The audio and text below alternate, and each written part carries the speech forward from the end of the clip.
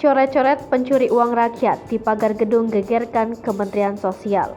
Aksi coret-coret pagar gedung Kementerian Sosial RI di Jalan Salemba Raya, Jakarta Pusat dengan kalimat narasi menohok menggemparkan karyawan Kementerian Sosial Kamis pagi 22 September 2022.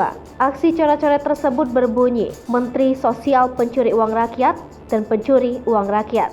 Dituliskan menggunakan cat semprot warna putih berukuran cukup besar di dinding pagar gedung. Setidaknya terdapat 2 coretan cat semprot dengan narasi hampir sama yang dicoretkan di pagar gedung Kemensos RI. Satu di antaranya di dinding pagar yang terdapat taman, dan satunya lagi pada pagar besi tinggi di gedung tersebut. Pengamatan tribunjakarta.com pada Kamis 22 September 2022 sekitar pukul 10:10. Terlihat sejumlah coretan di pagar Kementerian Sosial. Terlihat juga tulisan bernada miring seperti copot Menteri Sosial. Diketahui saat ini Menteri Sosial dijabat Tri Risma hari ini. Terdapat juga tulisan Maluku, Maluku Utara dan Sultra. Menurut salah satu petugas keamanan, coretan itu berasal dari aksi demo yang dilakukan beberapa hari lalu.